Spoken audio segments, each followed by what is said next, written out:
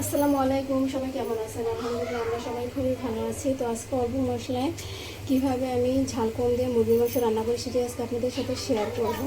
তো এই জায়গাতে আমি মরিচ দিয়ে দিলাম, এলাচ, দারচিনি, এটা শুকনো মরিচ, আর দিয়ে দেবো সামান্য একটু কাঁচা জিরা ঘেরা আসার জন্য। এবার এটা ভালোভাবে ভাজা হলে দিয়ে দেবো পেঁয়াজ কুচি।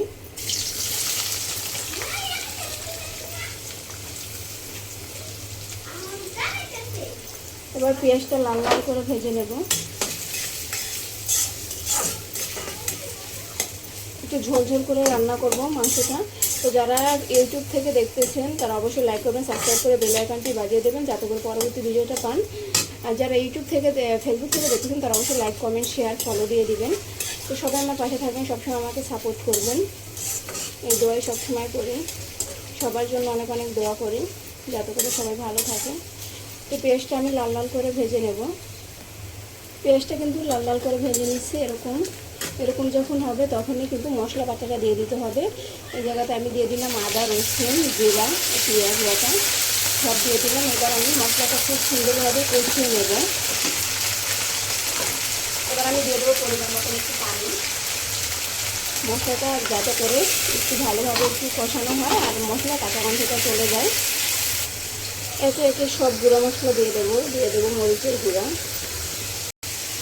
দিয়ে দেবো স্বাদ মতো লবণ, দিয়ে দেবো হলুদের গুঁড়ো, দিয়ে দেবো ধনিয়ার পাউডার, দিয়ে দেবো দারচিনি গুঁড়া। এবার আমি মশলাটা কিছুটা সময় নিয়ে ভালোভাবে কষিয়ে নেব, ঢেকে দেবো যাতে করে ভালোভাবে কষানো হয়। মশলাটা কিন্তু অনেক সুন্দরভাবে কষানো হয়ে গেছে, তেল উঠে গেছে মশলার উপর দিয়ে, তখনই বুঝতে হবে মশলাটা খুব সুন্দরভাবে কষানো হয়ে গেছে। মশলাটা যত সময় নিয়ে কষানো হবে ততটাই কিন্তু খেতে মজা হবে। এবার আমি দিয়ে দেবো মুরগির মাংসটা। এবার আমি খুব ভালোভাবে কষিয়ে নেব। এবার আমি মুরগির মাংসটা মশলার সাথে ভালোভাবে কষিয়ে নেব।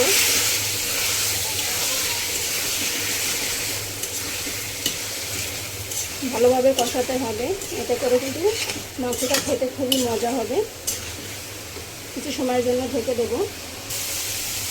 মাংসটা খুব সুন্দরভাবে কষিয়ে নিয়েছি। এবার আমি আলুটা দিয়ে দেবো। একটা আলু দিয়ে দিলাম।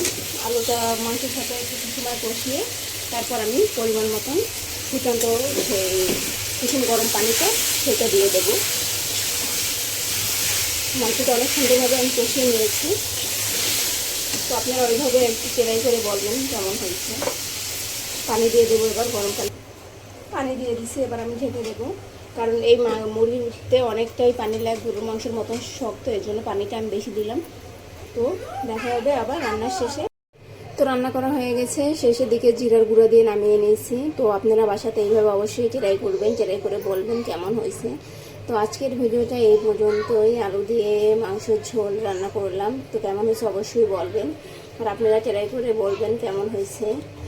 তো ঝাল কম দিয়ে রান্না করলাম মজার বাচ্চাদের জন্য। তো সবাই ভালো থাকবেন, আমাদের জন্য দোয়া করবেন। আজকে এই পর্যন্তই। আল্লাহ হাফেজ।